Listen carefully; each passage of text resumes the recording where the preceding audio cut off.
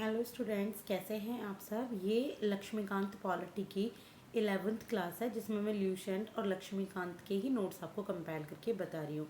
तो आज हम पढ़ते हैं प्रियम्बल के बारे में। देखिए, जो प्रियम्बल है वो कॉन्स्टिट्यूशन को ना एस्टेब्लिश और प्रमोट करने का काम करता है, और यहाँ पे जो लीगल इंटरप्रिटेशन होती है कॉन्स्टिट्यूशन की उसमें भी हेल्प करता है। यानी कि अगर कॉन्स्टिट्यूशन को कोई फॉलो नहीं कर रहा है तो लीगल जो भी उसके अगेंस्ट जो भी इंटरप्रिटेशन की जाएंगी उसमें प्रेम्बल हेल्प करेगा। इसके बाद जो इसके आइडियल्स हैं वो ऑब्जेक्टिव रेजोल्यूशन से लिए गए हैं। ऑब्जेक्टिव रेजोल्यूशन था ना जो जवाहरलाल नेहरू ने पेश किया था कॉन्स्टिट्यूएंट असेंबली में, और ये समराइज करता है एम्स एंड ऑब्जेक्टिव किसके, कॉन्स्टिट्यूशन के। यानी कि कॉन्स्टिट्यूशन के जो एम हैं और जो ऑब्जेक्टिव है उन्हीं को समराइज करने का काम करता है प्रियम्बल। तो इससे आपको पता लग गया होगा कि प्रियम्बल क्या क्या वर्क करता है। अब ना हम टेक्स्ट पढ़ते हैं प्रियम्बल का, कि प्रियम्बल का क्या टेक्स्ट है जो कि मोस्टली एग्जाम्स में पूछा जाता है, और इसकी कुछ मीनिंग भी पूछी जाती हैं जिन्हें मैं आगे आप सबको डिस्क्राइब करूँगी। तो ये देखिए, we the people of India having solemnly resolved to constitute India into a sovereign, socialist and secular democratic republic and to secure to all citizen। तो इसका मतलब क्या है कि हम जितने भी भारत के लोग हैं वो हम अपनी इंडिया को सोवरेन, सोशलिस्ट और डेमोक्रेटिक और रिपब्लिक बनाने और सारे जितने भी सिटीजन्स हैं उनको सिक्योर करने का काम करेंगे। ये रिजोल्यूशन ये लोग लेते हैं। तो सोवरेन मतलब जैसे इंडिया की जो सत्ता है वो इंडिया के पास ही होगी, इंडिया किसी और के अधीन होकर काम नहीं करेगा। सोशलिस्ट मतलब ये पूरे समाज के बारे में सोचेगा एक सामाजिक तरीके से, और इसका मतलब सिक्योलर का मतलब कि सभी धर्मों का सम्मान किया जाएगा। डेमोक्रेटिक मतलब ये जितने भी लोग हैं वो मिलकर अपनी सरकार चुनेंगे। रिपब्लिक मतलब इसका अपने कॉन्स्टिट्यूशन होगा, इसके अपने रूल्स और रेगुलेशंस होंगे।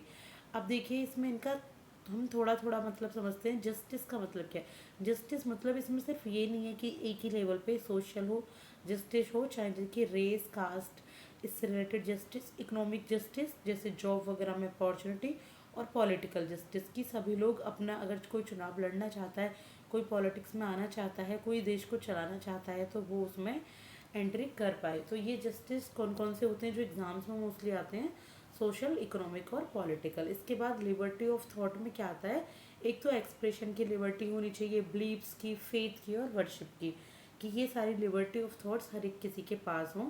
Equality of status end of opportunity, यानी कि जॉब अपॉर्चुनिटी और स्टेटस सबको बराबर मिलना चाहिए। And to promote among them all, और इन सबको सभी के बीच में प्रमोट भी करना है, किसको, इक्वलिटी को। और फ्रेटर्निटी, फ्रेटर्निटी मतलब भाईचारा। फ्रेटर्निटी इंश्योर करता है कि जो इंडिविजुअल हैं और उनकी जो यूनिटी है और इंटीग्रिटी है पूरे इंडिया में वो एश्योर रहे, वो बढ़े। इसके बाद जो हमारा कॉन्स्टिट्यूशन असेंबली है उसमें 26 ऑफ नवंबर 1949, ये भी मोस्टली डेट पूछी जाती है स्टेटमेंट में। तो 1949 में याद रखिएगा, 26 नवंबर 1949 को इसको अपनाया गया था, इनेक्ट किया गया था हमारे कॉन्स्टिट्यूशन में। एक इम्पोर्टेंट नोट है इसमें कि जो प्रियम्बल है वो क्या स्पेसिफाई करता है। देखिए, प्रियम्बल स्पेसिफाई करता है सोर्सेज ऑफ अथॉरिटी।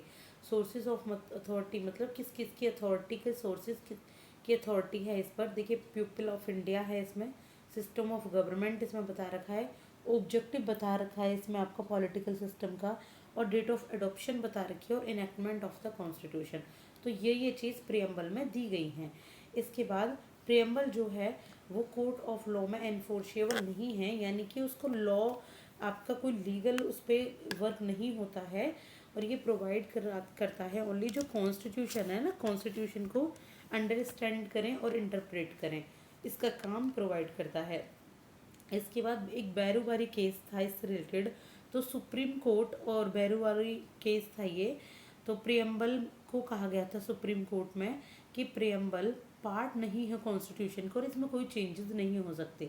कौन से केस में कहा गया था, बैरूबारी केस में। और केशव नंदा भारती केस में कहा गया था कि जो कॉन्स्टिट्यूशन है, जो प्रियम्बल है वो पार्ट है कॉन्स्टिट्यूशन का, अगर इसके बेसिक स्ट्रक्चर को ना छेड़ा जाए तो ये इसको पार्लियामेंट क्या कर सकती है, थोड़ा बहुत चेंज भी कर सकती है। तो ये दो स्टेटमेंट किसके द्वारा दी गई थी, सुप्रीम कोर्ट के द्वारा। तो ये प्रेम्बल से रिलेटेड भी वीडियो थी, अगर आपको पसंद आई हो तो लाइक शेयर एंड सब्सक्राइब जरूर कीजिएगा। इस रिलेटेड जितनी भी बहुत डिटेल में चीज़ें मैं अभी डिस्क्राइब नहीं कर रही हूँ, एग्ज़ाम पास आने वाला है और जो मेन मेन चीज़ है वो यही पूछी जाती है, इससे ज़्यादा इसमें बहुत कुछ नहीं पूछा जाता। अगर पूछा जाएगा तो मैं उसे जल्दी ही अपलोड कर दूँगी। Thank you so much.